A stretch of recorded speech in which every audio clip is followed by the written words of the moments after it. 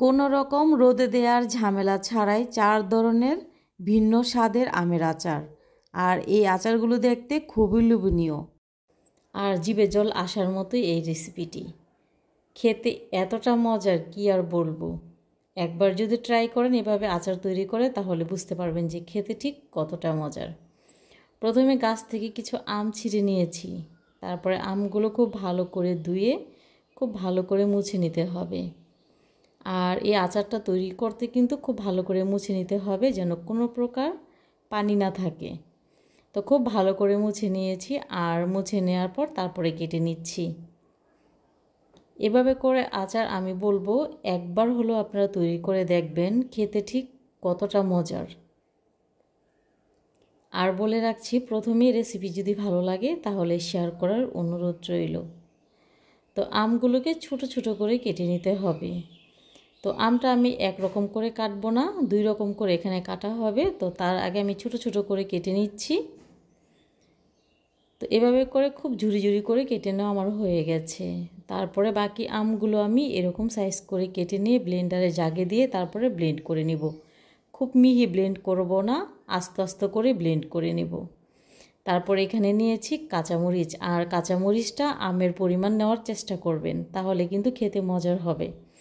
তো কাঁচামরিচগুলো আমি একই নিয়মে খুব ভালো করে ধুয়ে নিয়েছি। আর ধুয়ে নেওয়ার পর পানিটা খুব ভালো করে মুছে নিয়েছি।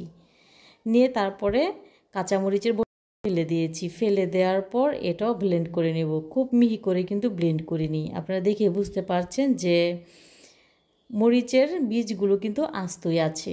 এমনভাবে ব্লেন্ড করতে হবে যেন মরিচের বীজগুলো সম্পূর্ণ পিষে না যায়, এরকম আস্ত আস্ত থাকে। যে মরিচগুলো আস্ত রয়ে গেছে ওই মরিচগুলো আমি তুলে নিচ্ছি। চুলায় একটি প্যান বসিয়ে দিয়েছি। আর প্যানটা যখন গরম হয়ে গেছে তখন এখানে অ্যাড করেছি আস্ত ধনে, আস্ত জিরে, আর দিয়েছি এখানে 5 ফোড়ন দিয়ে টেলে নিতে হবে। যতক্ষণ না পর্যন্ত সুন্দর একটি স্মেল না আসবে ততক্ষণ পর্যন্ত টেলে নিতে হবে। তো মশলাটা সম্পূর্ণ আমার টালা হয়ে গেছে। এখন ব্লেন্ডারে জাগে নিয়ে নিচ্ছি, গুঁড়ো করে নিব। তো গুঁড়ো করে নেওয়ার পর আমের মধ্যে ঢেলে দিচ্ছি। তারপর এখানে অ্যাড করছি স্বাদ মতো বিট লবণ, স্বাদ মতো রেগুলার লবণ, হলুদের গুঁড়া, আর দিয়েছি এখানে সামান্য আদা রসুন বাটা।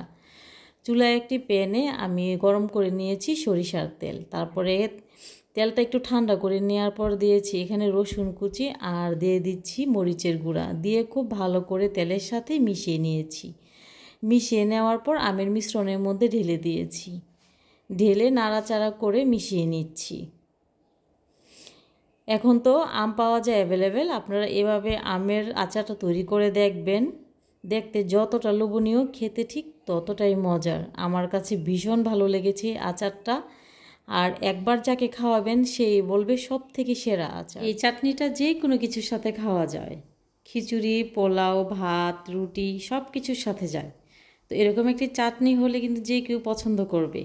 আর কাঁচা আমের সিজনে কিন্তু বিয়ে বাড়িগুলোতেও এরকম চাটনি তৈরি করে থাকে। আর ওই চাটনির রেসিপিটা আজকে আপনাদেরকে আমি তৈরি করে দেখাবো। প্রথমে এখানে আমি 3টে আম নিয়েছি। আর আমগুলোর খোসা এভাবে ছাড়িয়ে নিতে হবে যেন কোনো প্রকার সবুজ অংশ না থাকে।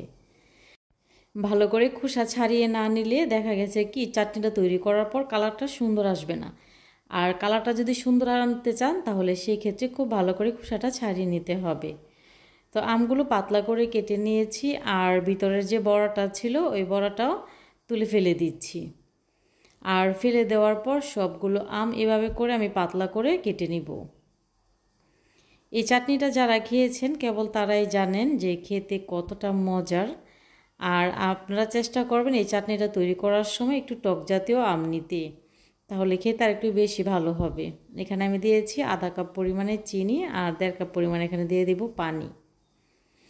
আপনারা আমটা কতটুকু মিষ্টি এবং টক ওইটার উপরে ডিপেন্ড করে চিনিটা আপনারা আপনাদের পছন্দ মতো দিতে পারেন। তারপরে দিয়েছি এখানে বিট লবণ, দিয়েছি সামান্য একটু হলুদের গুঁড়া সুন্দর একটি কালার আসার জন্য, আর দিয়েছি রেগুলার লবণ দিয়ে চুলায় বসিয়ে দিয়েছি। তারপর এখানে দিয়েছি 2টি মুখ ফেটানো এলাচ, একটা দারচিনি দিয়ে নাড়াচাড়া করে চিনিটা গলে আসা পর্যন্ত অপেক্ষা করছিলাম। যখন চিনিটা এরকম গলে যাবে ওই পর্যায়ে যে আমগুলো আমি পাতলা করে কেটে রেখেছিলাম ওই আমগুলো এখানে দিয়ে দিব। সবগুলো আমি দিয়ে দিচ্ছি। আপনারা যদি আমের পরিমাণটা আরেকটু বাড়িয়ে দেন সেক্ষেত্রে চিনির পরিমাণটা আরেকটু বাড়িয়ে দিতে হবে। আর আমগুলো কেমন টক ওটা চিন্তা করে আপনাকে চিনিটা ব্যবহার করতে হবে বা স্বাদ মতো দিতে পারেন। তারপর এখানে দিয়েছি 4 টুকরো করে কাটা শুকনো মরিচ দিয়ে নাড়াচাড়া করে একটু মিশিয়ে নিয়েছি। তারপর এখানে অ্যাড করছি আমি কিশমিশ, তারপরে দিয়ে দেব এখানে কাজু বাদাম। বিয়ে বাড়ির চাটনিগুলোতে কিন্তু কিশমিশ এবং কাজু বাদামটা দেয়া হয়। একটু নাড়াচাড়া করে নিচ্ছিলাম। তো এই পর্যায়ে যখন বলক চলে এসেছে আমটা একটু নরম হয়ে যাচ্ছে আস্তে আস্তে। যেহেতু এখানে আমগুলো আমি পাতলা করে কেটে নিয়েছি তাই সিদ্ধ হতেও বেশি সময় লাগবে না। আর নাড়াচাড়া করে চিনির পানিটা একটু ঘনত্ব করে নিতে হবে। তো চিনির পানিটা আমি আরও একটু ঘন করে নেব, ঘন করে জাল করে নেব। তো যখন এরকম ঘনত্বটা চলে আসবে ওই পর্যায়ে আমি আবার একটু নাড়াচাড়া করে তারপরে চুলার আঁচটা অফ করে দিয়েছি। আর এই চাটনিটা ঠান্ডা হয়ে যাওয়ার পর আরও অনেকটা ঘন, কোনো রকম জাল দেওয়ার ঝামেলা ছাড়াই এই আচারটি তৈরি করা হয়। আর যেমন সহজ তৈরি করা, খেতেও ততটাই মজার। প্রথমে এখানে বড় সাইজে 2টি আম নিয়েছি আর আমগুলো খুব ভালো করে ধুয়ে নিয়েছি।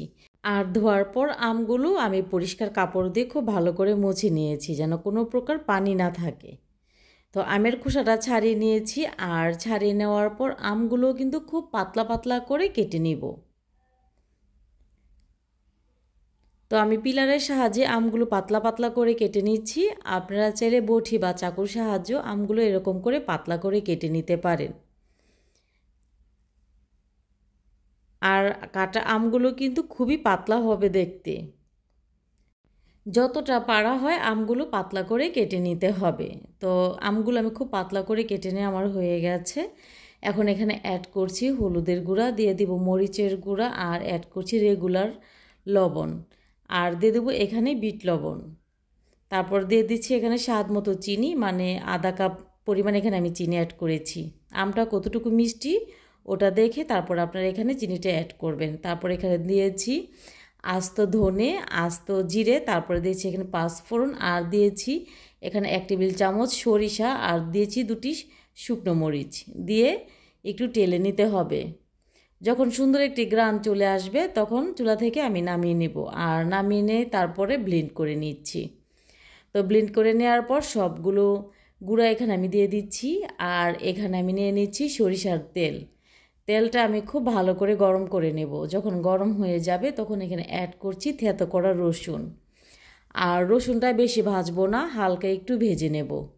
তো এরকম যখন ভালো করে তেলটা গরম হয়ে রসুনগুলো এরকম পর্যায়ে থাকবে ভাজাটা, তো ওই পর্যায়ে আমি চুলার আঁচটা অফ করে দিয়েছি। এখন আমি সম্পূর্ণ চুলার আঁচটা অফ করে দিয়েছি। দেওয়ার পর রেস্টে রেখে দিয়েছিলাম 1 মিনিটের মতো। তারপরে এখানে দিয়ে দিচ্ছি থেতো করা রসুন ভাজাটা। তারপর দিয়ে সবগুলো উপকরণ খুব ভালো করে মাখিয়ে নিতে হবে। চিনি এবং লবণটা খুব ভালো করে মিশিয়ে নিয়েছি। আর নেওয়ার পর এখন টেস্ট করে দেখছি যে লবণ এবং চিনিটা ঠিক আছে কিনা। আমার কাছে মনে হয়েছে পারফেক্ট, তাই আমার আর প্রয়োজন নেই লবণ এবং চিনিটা ব্যবহার করার। আপনারা আপনাদের পছন্দ মতো চিনি এবং লবণটা অ্যাড করে নেবেন। তারপর একটি বয়ামে আচারগুলো আমি ঢেলে নিচ্ছি। এমন মজার মজার রেসিপি পেতে আমার চ্যানেলটি সাবস্ক্রাইব করুন। আর আপনি যদি আমার ফেসবুক পেজ অথবা টিকটক আইডি থেকে দেখে থাকেন তাহলে ফলো করে নিতে পারেন।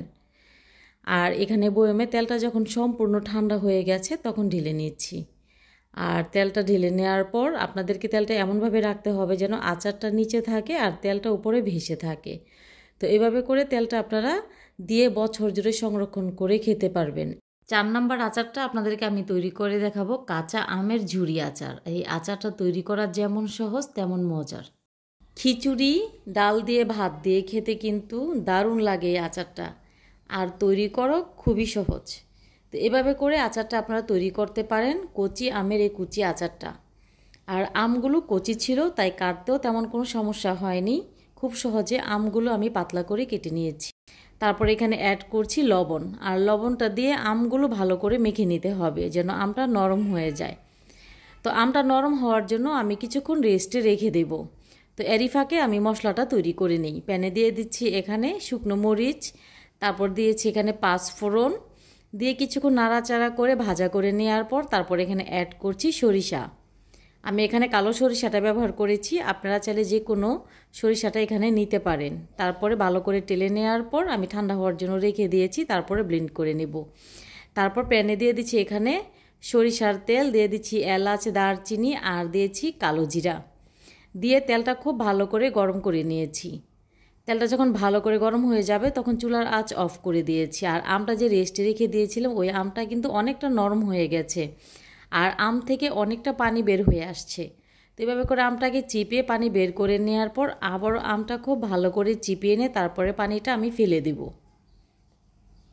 তো আমটা খুব শুকনো করে চিপে নিতে হবে। নেওয়ার পর এখানে দিয়েছি শুকনো মরিচের গুঁড়া, তারপরে দিয়েছি এখানে বিট লবণ, যেহেতু লবণটা আমি আগেই ব্যবহার করেছি তাই লবণের পরিমাণটা একটু বুঝে শুনে দিতে হবে। আর স্বাদ মতো এখানে অ্যাড করছি চিনি। তারপর যে মশলাটা আমি ভাজা করে রেখেছিলাম ওই মশলাটা গুঁড়ো করে নিয়েছি। সম্পূর্ণ মশলাটা এখানে দিয়ে দেওয়ার পর খুব ভালো করে মাখিয়ে নিতে হবে। এমন করে যখন ভালো করে মাখানো হয়ে যাবে তখন লবণ এবং চিনিটা টেস্ট করে নেবেন। আমিও টেস্ট করে দেখছি যে সব কিছু ঠিক আছে কি না। তো আলহামদুলিল্লাহ সব কিছু ঠিক আছে। এখন আমি বয়ামে ভরে নিচ্ছি। আর আচারটা বয়ামে ভরে নেওয়ার পর যে আগে থেকে আমি তেলটা গরম করে রেখেছিলাম ওই তেলটা এখানে সম্পূর্ণ দিয়ে দেব। আর আচারের মধ্যে তেলটা এমনভাবে ভরতে হবে যেন আচারটা নিচে থাকে, তেলটা উপরে ভেসে থাকে। তাহলে এভাবে আচারটা আপনি দীর্ঘদিন সংরক্ষণ করে খেতে পারবেন। কোনো রকম রোদে দেওয়ার ঝামেলা ছাড়াই এই আচারগুলো তৈরি করা হয়েছে। আর চুলা না জ্বালিয়ে কিন্তু আপনি এই আচারটা তৈরি করতে পারবেন। তৈরি করা যেমন সহজ, খেতে ঠিক ততটাই মজার। আর এভাবে করে রেখে দিলে আস্তে আস্তে আমগুলো নরম হয়ে যাবে, পরে খেতে ভালো লাগবে। এতক্ষণ সাথে থাকার জন্য সবাইকে অনেক অনেক ধন্যবাদ জানাচ্ছি। আল্লাহ হাফেজ, আসসালামু আলাইকুম।